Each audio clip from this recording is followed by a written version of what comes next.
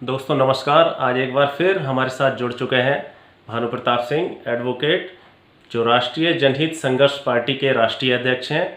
आइए हम बात करते हैं कुछ विषयों पर उनसे। सर, जिस तरीके से कोरोना के बीच में चलते हुए एक तबलीगी जमात के लोगों को, मुस्लिम धर्म के लोगों को बदनाम किया गया मीडिया के द्वारा, आज उसी जमात के लोग अपना खून देने के लिए, दूसरों को बचाने के लिए आगे आ रहे हैं। इस पर आपको क्या कहना है? देखिए, इस सबसे पहले मैं तबलीगी जमात के जितने भी भाई हैं, मैं उन सबको दिल से धन्यवाद देना चाहता हूँ। शायद यूँ कहूँ कि मेरे पास शब्द नहीं है कि जितना बड़ा काम वो कर रहे हैं, जितना बड़ा फैसला उन्होंने किया है, और दिल्ली सरकार के साथ जिस तरह से उन्होंने 300 लोगों ने कोरोना वायरस से ठीक होने के बाद अपने खून को देने के लिए सहमति दी है, और जिसमें से 4 लोग खून दे भी चुके हैं। मैं समझता हूं इंसानियत के लिए इससे बड़ी मिसाल आज के ऐसे युग में जहां लोग नफरत ही नफरत फैला रहे हैं, कोई और मिसाल हो नहीं सकती। तबलीगी जमात के लोगों ने सिद्ध कर दिया कि चाहे उन्हें कोई कितनी गाली दे, चाहे कोई कितनी नफरत करे उनसे, कितनी भी घृणा फैलाए, कितना भी उन्हें बदनाम करने की कोशिश करे, लेकिन जब मौका लगेगा इंसानियत के लिए अपना फर्ज अदा करने में वो कभी पीछे नहीं रहेंगे। ये तबलीगी जमात के लोगों ने सिद्ध कर दिया। 300 लोग, आप देखिए संख्या कितनी बड़ी, छोटी मोटी संख्या नहीं है। 300 लोग तबलीगी जमात के जो कोरोना वायरस से ठीक हो चुके हैं। प्लाज्मा थेरेपी से लोग कोरोना से बच जाएं, कोरोना की बीमारी से उबर आए, उसके लिए अपना खून देने के लिए उन्होंने सहमति दी है। ये उन लोगों के मुंह पर बड़ा प्यार, बड़ा इंसानियत का परोपकार भरा एक तमाचा है, जिन्होंने तबलीगी जमात को लेकर पूरे मुस्लिम समाज को बदनाम करने का प्रयास किया, उनके प्रति नफरत फैलाई, उनके प्रति घृणा फैलाई। और इसमें कई पत्रकार, मुझे कोई दिक्कत नहीं है उनका नाम लेने में, जो पत्रकार हैं, चाहे उसमें राजेश शर्मा हो, चाहे अमीश देवगन हो, चाहे दीपक चौरसिया हो, और चाहे इन सबका बाप जो वो है अर्णब गोस्वामी, ये जितने भी लोग हैं, इन्होंने कोई कसर नहीं छोड़ी। चाहे सुधीर चौधरी हो, इन्होंने तबलीगी जमात को लेकर जिस तरह से नफरत फैलाई है इस देश में, जिस तरह से देशद्रोह किया है, इन सबके मुंह पर करारा तमाचा है। अगर जरा सी भी शर्म लिहाज इन पत्रकारों में, क्योंकि पत्रकार को बहुत निष्पक्ष होना चाहिए, पत्रकार को बहुत बैलेंस होना चाहिए, बहुत संतुलित होना चाहिए। जो तथ्य हैं उन तथ्यों को ज्यों का त्यों लोगों के सामने रखना चाहिए। पत्रकारों को सरकारों से सवाल पूछने चाहिए कि ये आपकी जिम्मेदारी है इस काम को करना, ये आपने नहीं किया, और ये जो काम किया है ये समाज के हित में नहीं है, आपने क्यों किया, क्या घोटाले हैं, इनको उजागर करना ये पत्रकारों का काम है। किसी पार्टी विशेष का प्रवक्ता, या यूं कहो कि पैरोकार बनके उसकी पैरोकारी करना, उसके तलवे चाटना, उसकी चापलूसी करना, और अपना ईमान बेचकर उसका काम करना, उसकी प्रशंसा करना, और एक व्यक्ति विशेष का महिमा मंडन करना, यह पत्रकारिता नहीं है। ये तो आप सीधे सीधे शब्दों में कहो इसको, ये तो चापलूसी है। ईमान बेचकर कहां जाओगे तुम? ये तुम्हारा काम नहीं है।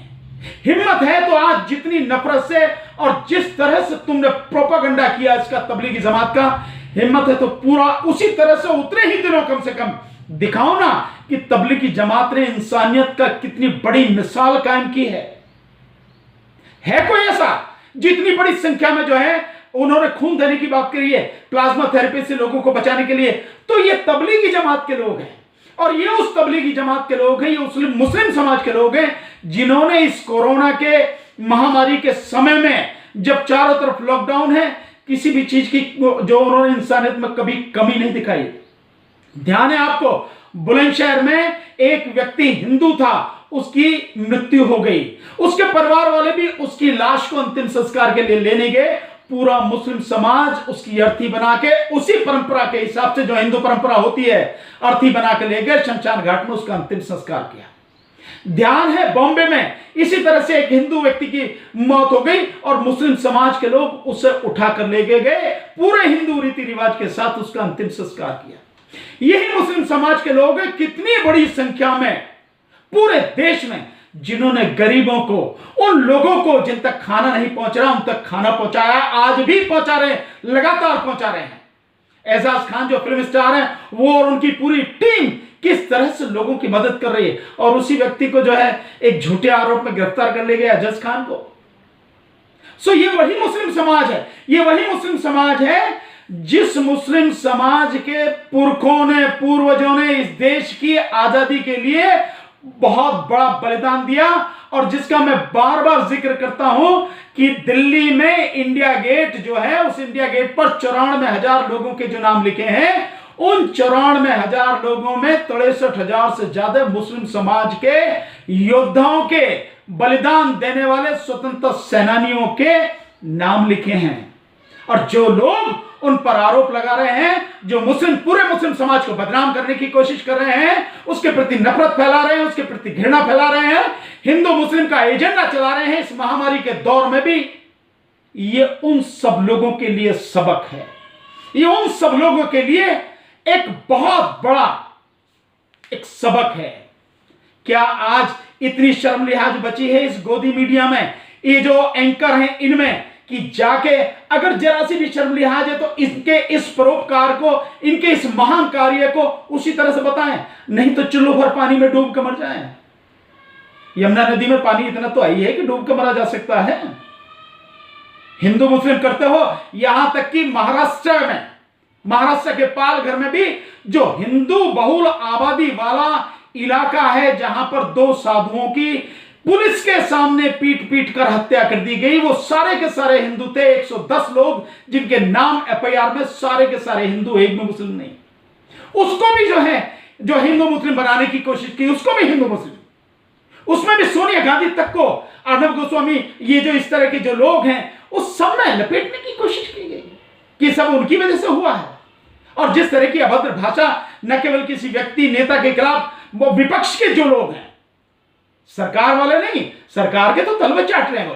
लेकिन वो जो पत्रकार हैं अर्नब गोस्वामी, वो कहते हैं सरकार से सवाल पूछा जाएगा, क्योंकि कांग्रेस की सरकार वहाँ पे उसके साथ मिली हुई है, जो है उद्धव ठाकरे जी की पार्टी के साथ मिलके काम कर रही है। तो सरकार, वो कहता है कि हमने इसलिए सवाल पूछा है सोनिया जी से, क्योंकि उनके वहाँ पे मिली। सोनिया जी से क्यों पूछा? मुख्यमंत्री उद्धव ठाकरे उनसे पूछा, और उद्धव ठाकरे जी ने, और जो महाराष्ट्र के गृह मंत्री हैं, उन्होंने तुरंत कार्रवाई करके एफआईआर दर्ज की, और एफआईआर दर्ज करके जितने भी लोग थे उनको 110 लोगों को गिरफ्तार किया ना उन्होंने गिरफ्तार। तो कार्रवाई जो है, एक सरकार का जो काम होता है कि तुरंत एफआईआर करे, उनके खिलाफ कार्रवाई करे, और जो पुलिस वाले हैं उनको सस्पेंड भी किया गया है। जहां तक मेरी जानकारी है, उनको सस्पेंड भी किया गया। अगर कहीं किसी की गलती है तो वो पुलिस की गलती है। मैंने भी वो वीडियो देखा है, पुलिस वाला कैसे साइड में हो रहा, जबकि पुलिस वाला चाहे उसकी अपनी जान चली जाए, उसकी जिम्मेदारी ये है, उसके सामने कुछ हो रहा है तो उसको, उस व्यक्ति को बचाना है। क्योंकि किसी को भी किसी को दंड देना की जो अगर अधिकार है तो वो कानून को है, वो अदालत को है, कोई और नहीं कर सकता।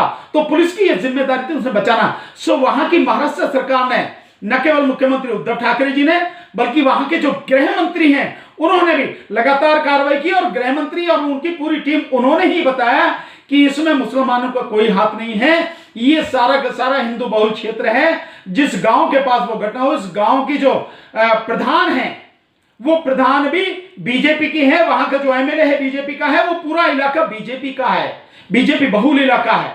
वहां 10 साल से उनकी जो उनकी सत्ता है वो काबिज है, वहां पे उनका इलाका है। सो सोनिया गांधी जी का इसमें क्या है?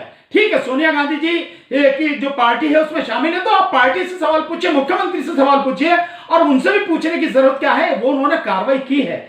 और इसके लिए तो सही मायने में अगर अर्नब गोस्वामी में इतना दम है, वाकई में ये पक्की बात है कि वो पत्रकारिता नहीं जानता, पत्रकारिता की एबीसीडी भी नहीं जानता। अगर वो पत्रकारिता की एबीसीडी भी जानता तो बहुत संतुलित पत्रकारिता करता।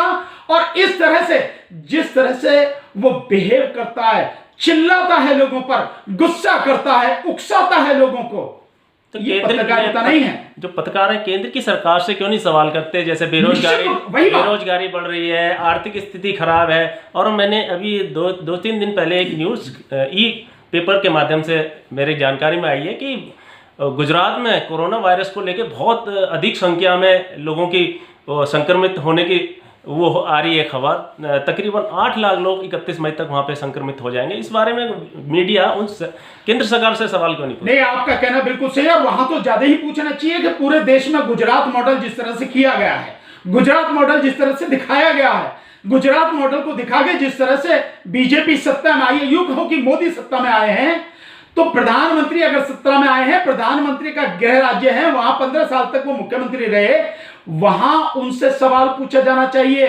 और पूछा जाना चाहिए, जो आप रिपोर्ट की बात कर रहे हैं, 3-4 दिन पहले की रिपोर्ट है, टाइम्स ऑफ इंडिया का जो उसका संस्करण है, उसमें ये खबर आई है। और गुजरात के जो अहमदाबाद और सूरत के जो 2 कमिश्नर हैं, उन्होंने प्रेस कॉन्फ्रेंस करके ये कहा है।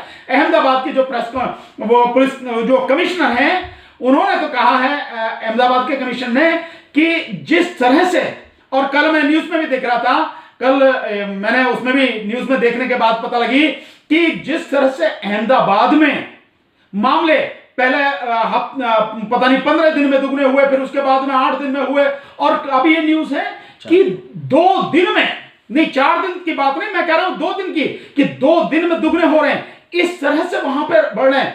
तो वहां जो कमिश्नर का कहना है कि जिस तरह से अहमदाबाद में कोरोना वायरस फैल रहा है, 15 मई तक 50,000 लोग कोरोना वायरस से ग्रसित हो जाएंगे, और अगर इसको नहीं रोका गया तो 31 मई तक वहां 8 लाख लोग हो जाएंगे। इसी तरह से सूरत के जो वो हैं कमिश्नर, उनका कहना यह है कि 31 मई तक 1,60,000 के लगभग कोरोना वायरस से पीड़ित अकेले सूरत में हो जाएंगे, 8 लाख अहमदाबाद में। तो सवाल तो इनसे पूछना चाहिए, इस गुजरात मॉडल वाली जो सरकार है उससे पूछना चाहिए, गुजरात की बीजेपी सरकार उससे पूछना चाहिए, प्रधानमंत्री से पूछना चाहिए, और गृह मंत्री जी से पूछना चाहिए। भैया तुम्हारा राज्य, अगर तुम अपने राज्य को नहीं बचा सकते, तुम अपने राज्य में कुछ नहीं कर सकते, तो बाकी को और कहीं क्या करोगे आप?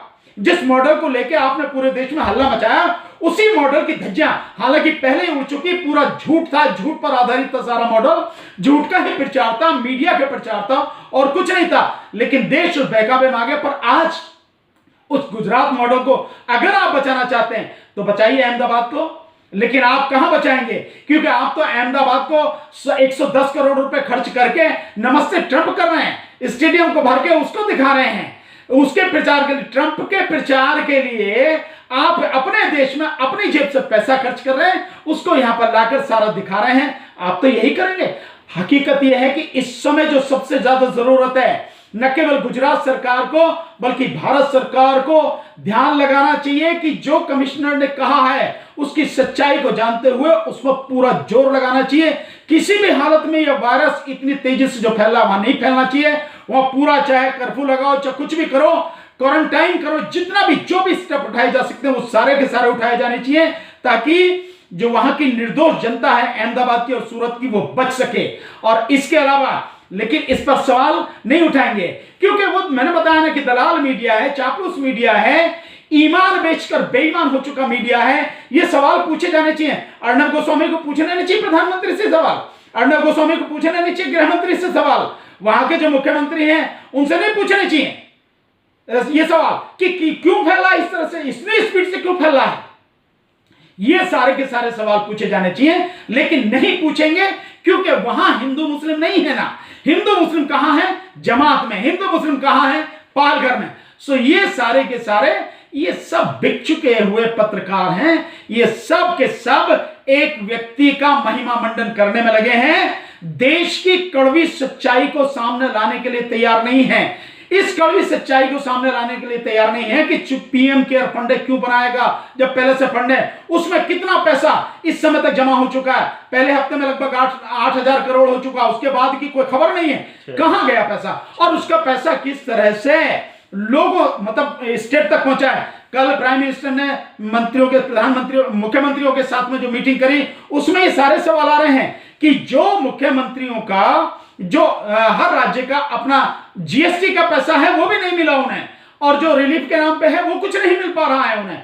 तो ये जो सारी की सारी चीजें हैं, और ऐसे में आप देखिए क्यों नहीं सवाल पूछते इस बात पे? क्या अर्णब गोस्वामी ने, क्या सुधीर चौधरी ने, या दीपक चौरसिया ने, या अमिश देवगन ने, या राजेश शर्मा ने, इन्होंने सवाल पूछे हैं कि ऐसे समय में जो टेस्टिंग किट मंगाई गई चाइना से, वो व्यक्ति जो है वो हिंदू है, वो व्यक्ति मुस्लिम नहीं है, वो सिख नहीं है, वो पारसी नहीं है, वो ईसाई नहीं है, वो बुद्धिस्ट नहीं है।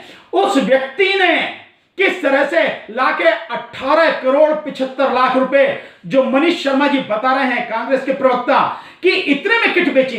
जो किट 245 रुपए में मिल रही, वो आईसीएमआर को 600 रुपए में बेची गई, और वही किट 400 रुपए में तमिलनाडु गवर्नमेंट ने खरीदी। और उससे बढ़िया किट जो कोरिया से मंगाई गई, वो कोरिया से जो मंगाई गई किट 337 रुपए में, जो गवर्नमेंट ने, एक स्टेट की गवर्नमेंट ने मंगाया, वहां से मंगाई गई। सो ये सब घोटाले, क्या इस पर नहीं सवाल पूछा जाना चाहिए कि ऐसे बुरे समय में भी जहां लोगों की मदद कर रहे हैं, मदद करनी चाहिए, ऐसे में भी कुछ मुनाफाखोर लोग हैं जो ऐसी महामारी के समय में, ऐसे दुख के समय में भी लोगों को लूटने में लगे हैं, मुनाफा कमाने में लगे हैं। क्यों नहीं पूछे जाते इस पर सवाल? सो मीडिया को मैं मानता हूं अपनी जिम्मेदारी निभानी चाहिए, सवाल पूछने चाहिए। और जहां तक रहा तबलीगी जमात का, मैं फिर एक बार जो है पूरे तबलीगी जमात को, मुस्लिम समाज को बधाई देना चाहता हूं कि इंसानियत के लिए उन्होंने बहुत बड़ा कदम उठाया है। आपको इस रमजान के मुबारक मौके में बहुत बहुत धन्यवाद। तो जिस तरीके से जो मीडिया है, देश का मीडिया है, सांप्रदायिक दंगे फैलाने की कोशिश कर रहा थी, क्या इसकी चपेट में सिर्फ एक ही समाज के लोग आएंगे या सभी समाज के लोगों को इसका नुकसान होगा? जब दंगे होंगे, जिस तरीके से ये कर रहा है, अगर देश में दंगे हो जाते हैं तो उसमें तो सभी समाज के लोगों को दिक्कत होगी। निश्चित रूप से। देखिए, एक बड़े पत्रकार है, मैं अभी आप उनका वो देख रहा था मैंने आज, और बड़े वरिष्ठ पत्रकार हैं, उन्होंने भी ये कहा कि ये राष्ट्रद्रोह का काम कर रहे हैं। ये जिस तरह से ये काम किया है इन्होंने, जिस व्यक्ति के विषय, अर्णब गोस्वामी के विषय में उन्होंने सीधा सीधा कहा कि इस तरह की जो पत्रकारिता है ये राष्ट्रद्रोह, और मैं बहुत पहले कह चुका हूं कि ये देशद्रोह है। ऐसे लोगों पर सेक्शन 124 ए आईपीसी के तहत देशद्रोह का मुकदमा चलना चाहिए। ऐसे सभी लोग जो दंगा भड़काने की कोशिश करें, और ये सच बात है कि हमेशा जब भी दंगा भड़केगा नुकसान हर किसी को होगा, किसी को कम होगा, किसी को ज्यादा होगा, किसी को टारगेट करके करेंगे और आपकी योजना पहले से है, नियत पहले से है, स्वाभाविक रूप से उसको ज्यादा नुकसान होगा, लेकिन नुकसान हर किसी को होगा, कम हो या ज्यादा। इसलिए हमें कभी भी कोशिश ये नहीं करनी चाहिए कि दंगा भड़काएं, बल्कि किसी भी हालत में किसी भी तरह का दंगा न भड़के, लोग शांतिपूर्वक रहें, एक दूसरे का सहयोग करें, एक दूसरे से प्यार करें, एक दूसरे से मैत्रीपूर्ण तरीके से व्यवहार करें। हर व्यक्ति का यही काम होना चाहिए, और पत्रकारों का तो विशेष रूप से होना चाहिए। और पत्रकार काम कौन कर रहा है? सरकार। तो आप विपक्ष से सवाल क्यों पूछ रहे हो? आप जो सरकार के खिलाफ बात कर रहे हैं उन लोगों से सवाल क्यों पूछ रहे हो? कितनी आप मतलब कितना गिरोगे? कोई पतन की एक सीमा होती है, पत्रकार का पतन इतना हो चुका है। और इस चपेट में बहुत से जो ईमानदार और जो अच्छे पत्रकार हैं, जिनका एक का नाम लेने की जरूरत नहीं, ऐसे कितने ही पत्रकार हैं, चाहे वो रवीश कुमार हो, चाहे पुण्य प्रसून वाजपेयी हो, चाहे विनोद शर्मा जी हो, चाहे जो राजेंद्र अग्रवाल जी हो, और चाहे आपके अभिषाक शर्मा जी हो, चाहे वरदराजन जी हो, चाहे जो आपके एक से बढ़ के एक उर्मिलेश जी हो, ये सारे के सारे जो लोग हैं ये सब अच्छे पत्रकार हैं। सो ऐसे लोगों को वाकई में हमारे लिए खुशी की बात है कि हमारे समाज में, हमारे देश में ऐसे भी लोग आज हैं। पर उन सबसे ज्यादा दिक्कत यह है कि जो ये मनु मीडिया है, जो लगातार जिसकी पहुंच बहुत दूर तक है, ऐसे पत्रकार देश को तोड़ने का, देश में दंगा भड़काने का, देशद्रोह का काम कर रहे हैं। इन्हें इन सब सारी चीजों से बाज आना चाहिए। और एक बहुत सीधी सी बात कहना चाहूंगा, आप तो धर्म को मानते हैं, आप तो हिंदू धर्म की फिलॉसफी को मानते हैं, उसी में कहा जाता है कि भैया जो बोओगे वही काटोगे। सो जो तुम बोओगे वही काटोगे। तुम नफरत बो रहे हो, नफरत ही काटोगे, और तुम बो रहे हो तो जो बो रहा है वही काटेगा, दूसरा नहीं काटेगा। जो बो रहा है वही काटेगा। इसलिए कम से कम प्रकृति के उस प्रकोप से बचो कि जब समय आएगा और तुमने जो बोया है उसका ब्याज सहित जब सबको तुमके लौटाने जाएगी प्रकृति, जब लौटाएगी प्रकृति तुम्हें, संभाल नहीं पाओगे। इसलिए अगर बोना है तो प्यार बो, मोहब्बत बो, मैत्री बो, करुणा बो, नफरत मत दो। इससे कुछ नहीं मिलेगा, वरना जो नफरत बोगे और जो बो चुके हो तुम ही काटोगे, दूसरा कोई काटेगा नहीं। इसलिए बेहतर है अब भी समझ जाओ तो अच्छा है। बहुत बहुत धन्यवाद।